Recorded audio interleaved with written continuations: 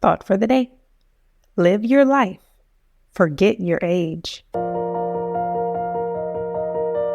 Welcome to 7 Minutes for Yourself. I'm Christina and I'm so glad you've joined me for what I believe will be 7 of the most enriching minutes of your day. Let's take this time to reconnect with ourselves and improve our well-being. In today's episode of 7 Minutes for Yourself, we are taking time to evaluate our nighttime routines. Have a listen.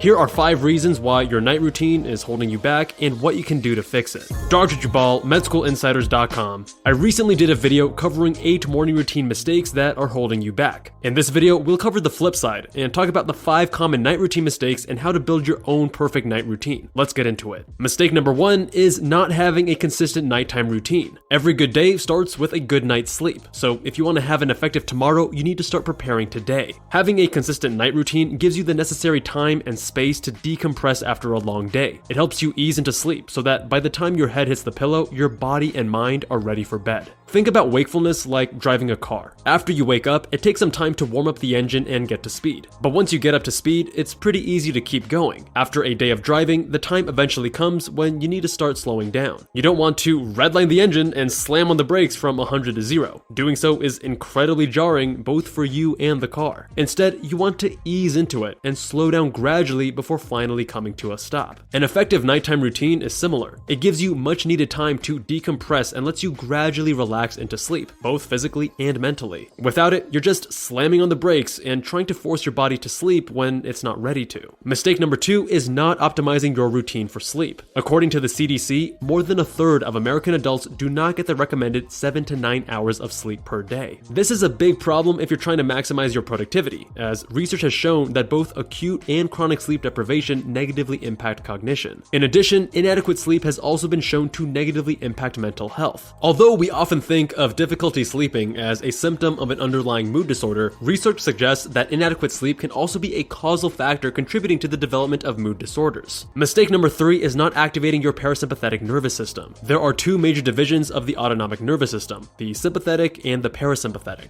The sympathetic nervous system is often referred to as the fight or flight system. It prepares the body for higher acuity situations. The parasympathetic nervous system, on the other hand, is the rest and digest system. It returns our bodies to a calm, relaxed state and prepares us for rest. For optimal sleep, we want to activate the parasympathetic in the hour or so leading up to bedtime and avoid activating the sympathetic. The first step to achieving this is to lower your body temperature. The optimal bedroom temperature for sleep is believed to be somewhere between 65 and 70 degrees Fahrenheit. However, you can accomplish the same effect in a few different ways. Setting your AC to a cooler level is one solution. However, you can also use a mattress cooler, such as the chili pad or bed jet, or reduce clothing while in bed. For example, I live in a hot climate, so I set my AC to 72 degrees and sleep in a pair of shorts with a light blanket. This allows me to lower my body temperature without having a huge energy bill at the end of the month. The next step to activating the parasympathetic nervous system is to avoid things that stimulate you. This means no caffeine, no high-intensity music, no backlit screens, and especially no smartphone right before bed. Blue light, like the light from a phone screen, stimulates photoreceptors in your eyes, which suppress melatonin release from your pineal gland. Melatonin is a key hormone involved in regulating our circadian rhythm and priming our bodies for sleep. When melatonin production is inhibited, we don't feel as tired, and it becomes more difficult to fall asleep. Matthew Walker, professor of neuroscience and psychology at UC Berkeley, explains that using your phone at night can also result in sleep procrastination. You start by checking your email or social media, and the next thing you know, an hour has passed and you're still wide awake. The easiest way to avoid this is to not bring your phone into the bedroom. If this is not possible, he recommends imposing a rule on yourself that you can only use your phone while standing up. If you follow this rule, after a few minutes, you'll probably feel the urge to lay down in bed, at which point you will have to put the phone down. The last thing to do to activate your parasympathetic nervous system is wind down and relax. Do something that makes you feel comfortable, something that eases your stress. For some, this might be stretching or doing some light foam rolling. Others prefer to practice deep breathing or meditation. My activity of choice is to read a relaxing book on my Kindle. This is often fiction or a biography or something related to my personal interests. I try to avoid reading any kind of intellectual intellectually stimulating book, because I'm not optimizing for learning in the last few minutes of the day, but rather easing into restorative sleep. Mistake number 4 is not setting yourself up for a successful tomorrow. One of the qualities of an effective nighttime routine is that it prepares you for the next day. Take some time to reset your environment so everything is ready for you when you wake up. Clean and organize your desk, do the dishes, pick up your laundry, do all those little things that will prepare you for the next day. After you reset your environment, ask yourself if there's anything else you can do to make things easier in the morning. This might include prepping your backpack, or laying out your clothes, or leaving reminders for yourself for anything you might forget in the morning. When I go on an early morning flight, for example, I leave a sticky note next to my phone reminding me to pack my glasses and retainers, as I can't pack them the night before. By setting yourself up for a more successful tomorrow, future you will thank you, and it's a good feeling. In fact, I find that the more you do this, the more inclined you are to do it in the future. It acts as a positive feedback loop. Lastly, mistake number 5 is not taking time to reflect on your day. Too often we focus on the negatives, the things we wanted to accomplish but didn't, and forget to appreciate the small wins. A great way to remind yourself of the small wins and express gratitude for the things you've accomplished is through reflection. The way I do this is by journaling at the end of the day. And just like I have a journaling template for the morning, I have one for the night as well. I write about the 3 most amazing things that happened today, 3 lessons I learned, and what would have made today better. This reflection provides perspective so that I'm not always focusing on what I didn't do, and also helps me with future direction. I can identify consistent themes under what would make today better, and can focus my energy in a more data-backed manner that's more likely to improve my life. The last item that I journal about at the end of each day is the singular most important question for the day, which I then pose to my subconscious before I sleep. Doing so gives my unconscious mind the chance to mull it over while I sleep, often giving me a fresh take in the morning.